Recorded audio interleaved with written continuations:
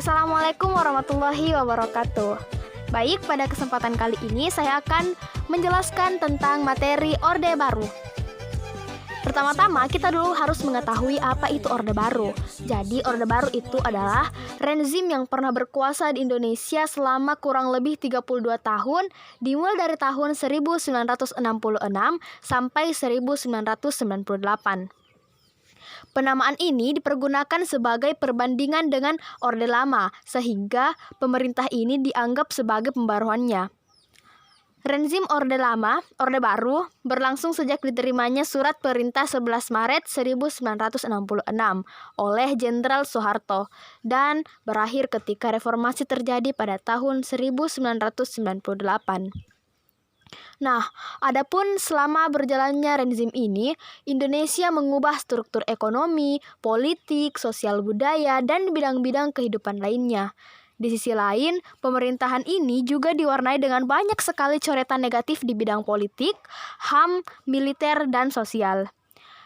Selama 32 tahun dipimpin oleh Presiden Soeharto, pengaruh dari perubahan-perubahan yang ada bahkan masih terasa sampai.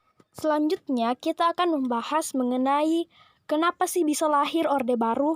Jadi, pemerintahan Presiden Soekarno pada masa Orde Lama itu berada pada titik di mana diwarnai dengan berbagai macam kekacauan.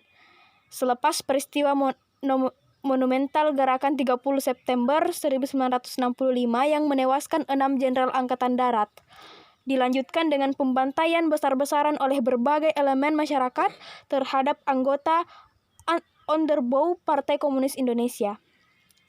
Gelombang demonstrasi juga mulai menghampiri pemerintah Presiden Soekarno pada akhir 1965, ketika beliau menolak pembubaran PKI ditambah dengan ketidakpuasan akibat rontoknya perekonomian, sementara inflasi tercatat mencapai 650%.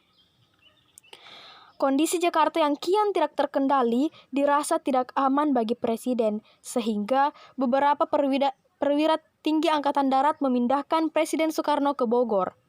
Di Istana Bogor, Presiden Soekarno menyusun Surat Perintah 11 Maret atau biasa kita kenal dengan Super Semar yang ditujukan kepada Pangkat Jenderal Soeharto.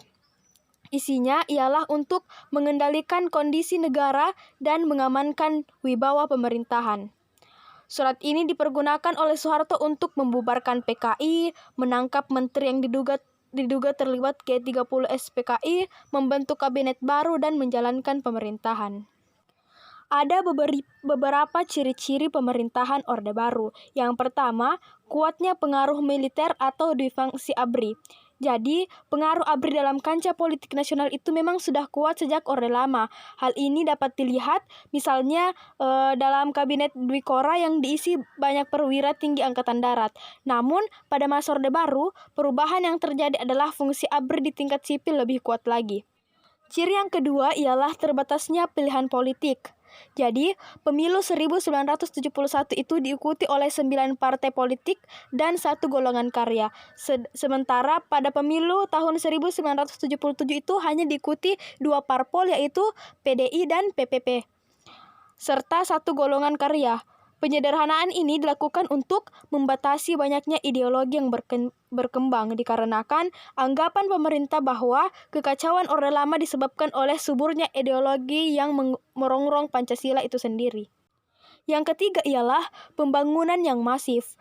Pemerintah Orde Baru menempatkan pembangunan infrastruktur fisik dan non-fisik sebagai prioritas tertinggi. Hal ini merupakan respon atas kekacauan ekonomi yang terjadi pasca 1965. Ciri yang terakhir ialah pemerintahan sentralistik.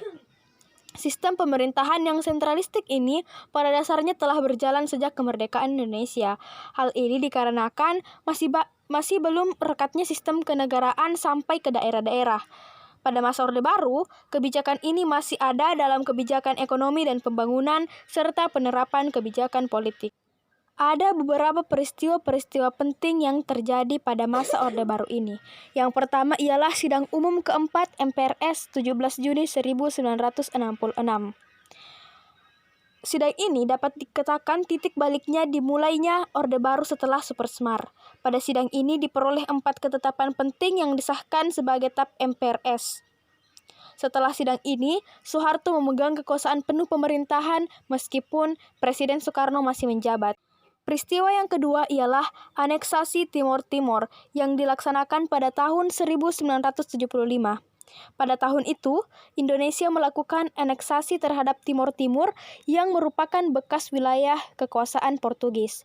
Sebagai kekuatan politik di sana, memiliki opsi untuk bergabung dengan Indonesia dan meminta dukungan Indonesia.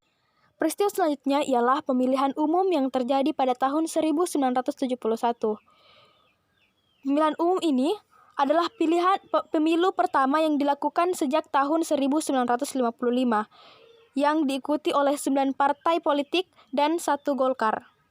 Dan peristiwa yang terakhir ialah peristiwa Malari yang terjadi pada tahun 1974. Peristiwa Malari merupakan demonstrasi anti modal asing yang muncul di Jakarta. Hal ini adalah gelombang protes besar pertama yang muncul setelah Orde Baru berjalan. Derasnya aliran modal asing dianggap oleh sebagian pihak tidak menguntungkan Indonesia pada jangka panjang. Nah, selanjutnya ialah apa yang menyebabkan runtuhnya Orde Baru. Jadi, keruntuhan Orde Baru itu diawali dengan adanya krisis ekonomi yang melanda sejak tahun 1997, yang membuat nilai tukar rupiah itu jatuh. Bantuan dari IMF sebesar 43 US dollar miliar dan pembaruan kebijakan tidak membawa dampak positif sehingga krisis ini menjalar menjadi krisis politik. Selain itu, kepercayaan terhadap pemerintah menurun sehingga kerusuhan, demonstrasi besar dan bahkan penjarahan terjadi terutama di Jakarta. Juga terjadi krisis politik dengan singkat menjadi kekacauan sipil yang menuntut adanya reformasi pada tahun 1998. Reformasi ini memiliki beberapa tuntunan penting. Nah, itulah tadi pembahasan mengenai masa Orde Baru. Sekian. Assalamualaikum warahmatullahi wabarakatuh.